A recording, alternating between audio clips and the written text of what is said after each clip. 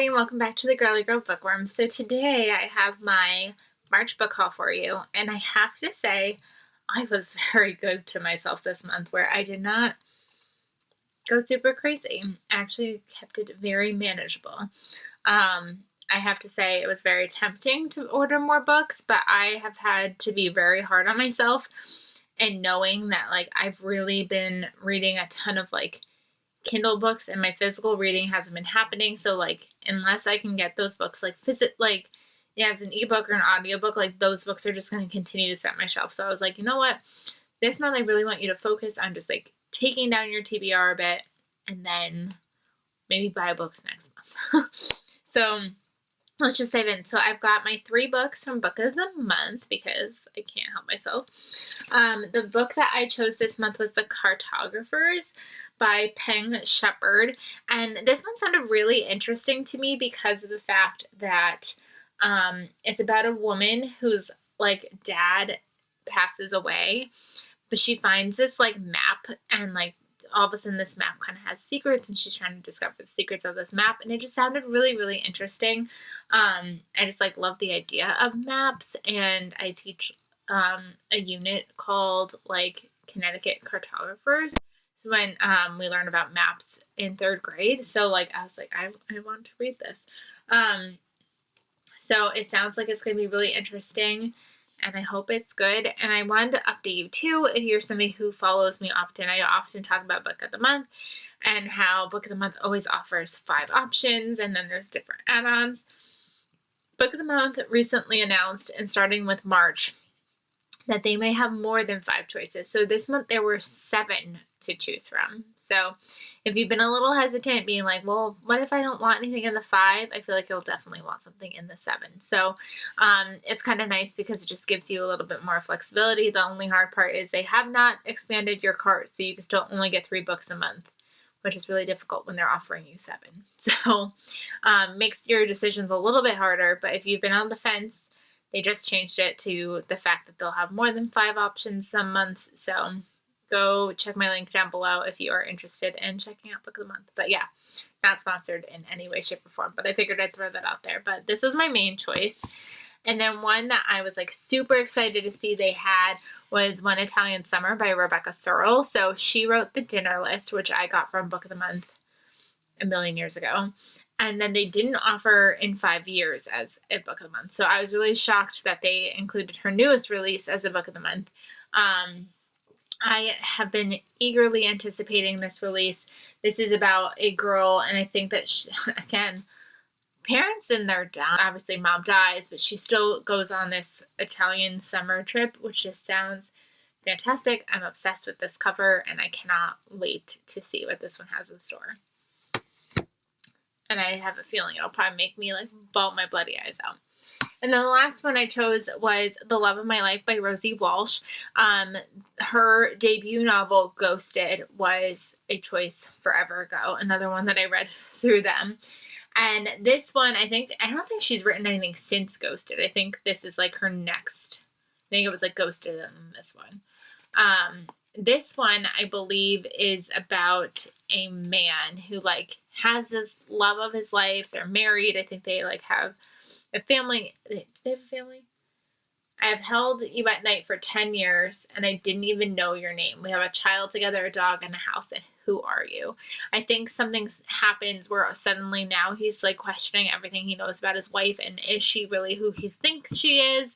And I can't tell if it's going to be from his perspective or from her perspective, but it does sound really interesting. Ghosted was a good debut novel, but I feel she could be a better author. So I think this will be my true testament of is she somebody that I would want to continue reading from, or is she somebody that Candy Steiner's new book, Fair Catch, which I've already read, which I could pat myself on the back for.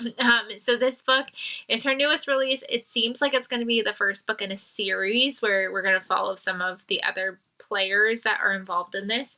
So we are following our main character, Riley.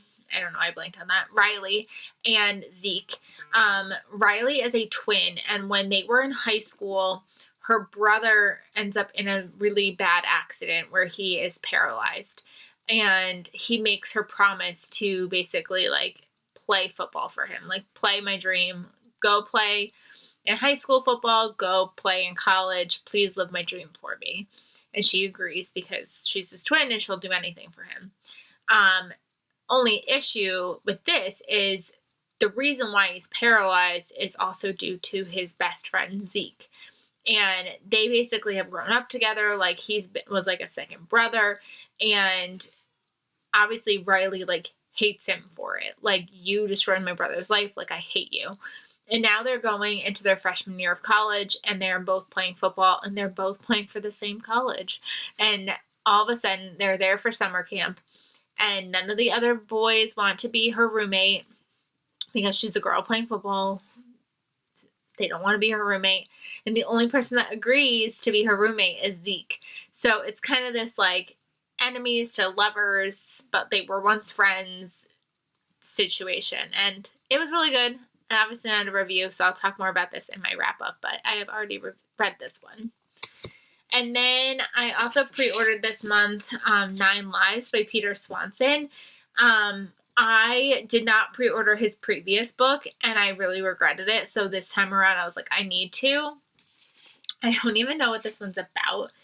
I think it's just 9 strangers receive a cryptic list with their names on it. And then they begin to die. Just sounds interesting. I don't know. Peter Swanson is one of those authors who I will, like, always read his books, but I have such a hit or miss feeling with them. Like, I don't even know if I could say that there's one that I've really loved, but for some reason I keep holding on to him and I, like, keep trying his books. Like, I've read everything he's written except one book. And I DNF'd another one. So, like, he's just one that, like, I always feel like I need to read, but I have yet to, like, love a book by him. So maybe this one will be it. We'll see. And then I pre-ordered The Sweet Spot by Trish Dollar. She wrote The Float Plan, which I read last year, and I absolutely loved that book. I 5-starred it. It was definitely, like, one of my favorite books that I read last year. And so when I knew that she was coming out with another book, I absolutely, like, had to have it. And it sounds like it's about a woman who works at this, like, luxury hotel in Miami, and then she's fired for something that she didn't do. And so then she's a single mom, so she ends up working at this, like, brewery hotel in, like, Erie. And I'm assuming that there's going to be some love on this island. So I just felt like breweries, hotels, it sounded right up my alley. And like I said, I probably would have read it no matter what, knowing that I love The Float Plan so much. So I'm excited to see what this one is like. I'm debating if I want this to be a summer read or a spring read because it just, like, gives both vibes. So I'll hopefully get to it soon.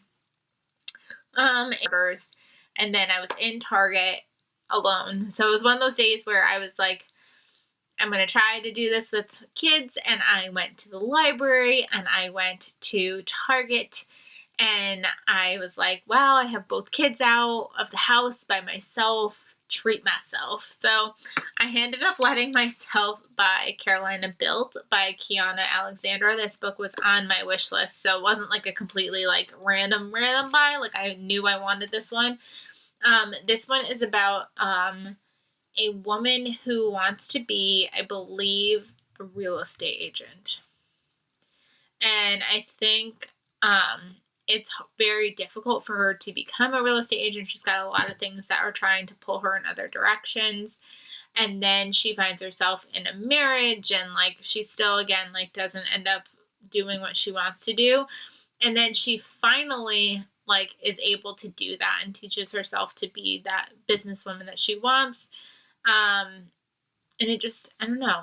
It sounds really interesting.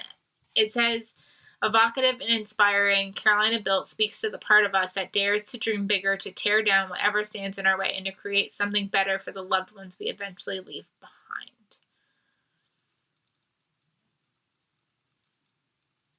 So, I don't know. It sounds really good. I don't know. And the cover, I mean, is absolutely stunning that I just had to have it.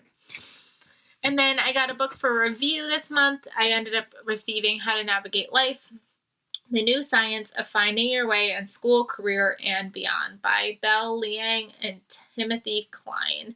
I think I forgot that I requested this, so I'm really curious to see what this is actually like, because I'm past school. Obviously, I'm in my career.